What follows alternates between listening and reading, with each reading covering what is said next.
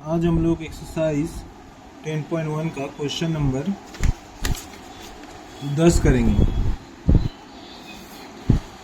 तो question number 10 क्या बोला है? आसिफ चाचा ने 5% लाभ पर एक खिलौना बेचा।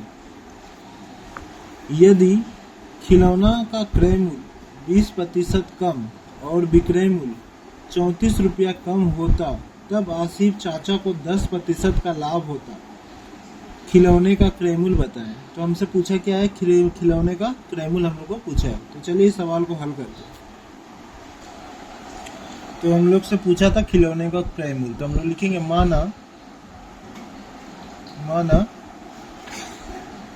खिलौने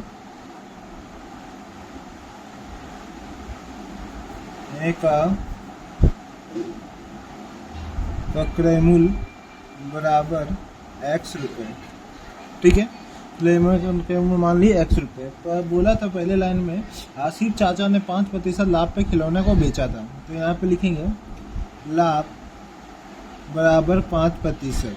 तो हम लोग निकाल लेंगे यहाँ से खिलौने का विक्रय मूल्य। तो विक्रय मूल्य हो जाएगा क्रय मूल्य गुने लाभ कितना हो रहा है 5। तो कोई भी चीज़ कितना पे बढ़ता है 100 पे। तो 5% लाभ हो रहा है, तो यहाँ पे लिखेंगे 105/100।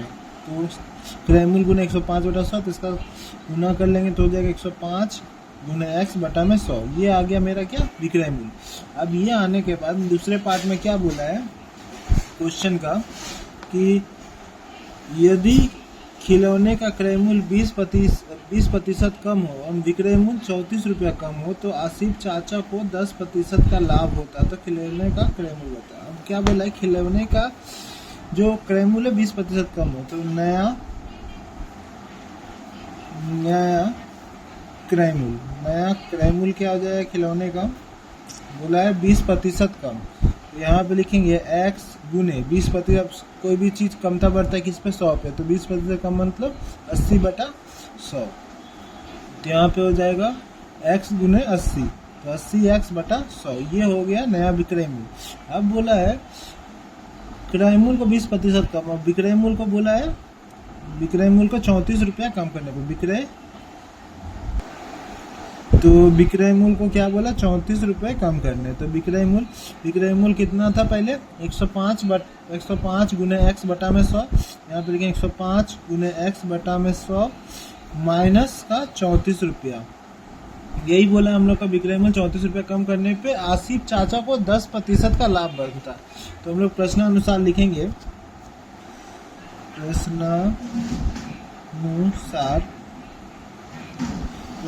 लिखे कि बोला है कि यदि जो हमारा विक्रय मूल्य था, हम लोग का लाभ कितना बोला? 10% का लाभ होता लास्ट में। तो ये हम लोग का पहले लिख लेते, विक्रय मूल्य से क्रय मूल्य को माइनस कर देंगे तो हम लोग का लाभ का पता चलता है। विक्रय मूल्य कितना है?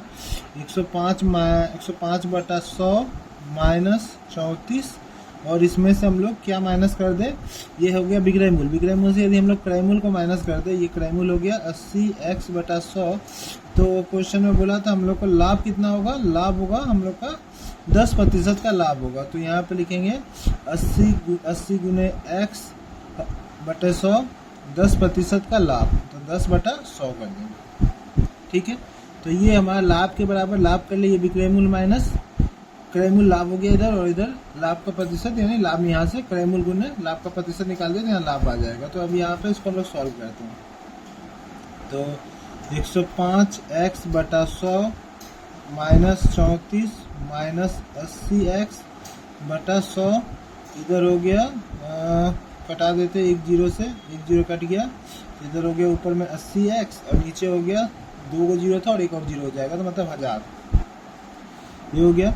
नीचे ये पूरा का लॉस ले लेंगे, इससे नीचे कुछ नहीं है तो ये तीनों का लॉस हो जाएगा। तो क्या हो जाएगा? 100 हो गया। अब यहाँ पे लिखेंगे 105x, इसमें 100 का गुना हो जाए, 1 से 100 बार होगा, 34 में 100 का गुना 3400 माइनस 100 से 100 कट गया 80x। यहाँ पे है 80x/100। ये नीचे 100 काट दिए हम लोग। तो यहाँ पे 105 में से 80 को घटाएंगे तो कितना होगा? यहाँ पे आएगा 25x और माइनस 3400। यहाँ पे 80x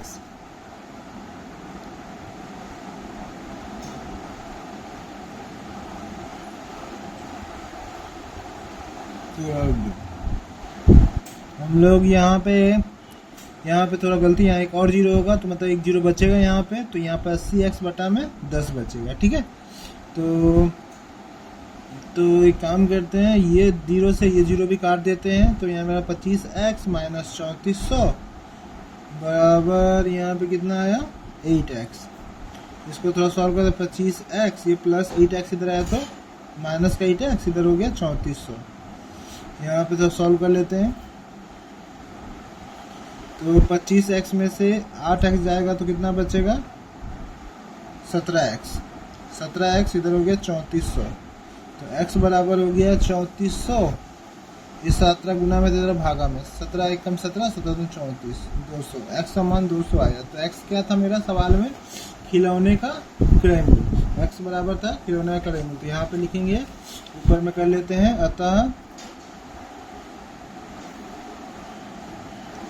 खिलौने का क्रय मूल्य, x का मान 200 आया, तो यहाँ पे खिलौने का क्रय मूल्य कितना हुआ 200 रुपये। तो हम लोग से क्वेश्चन में खिलौने का क्रय मूल्य पूछा था, तो ये था हमारा सॉल्व। कुछ समझ में ना आए तो कमेंट करना, ठीक है।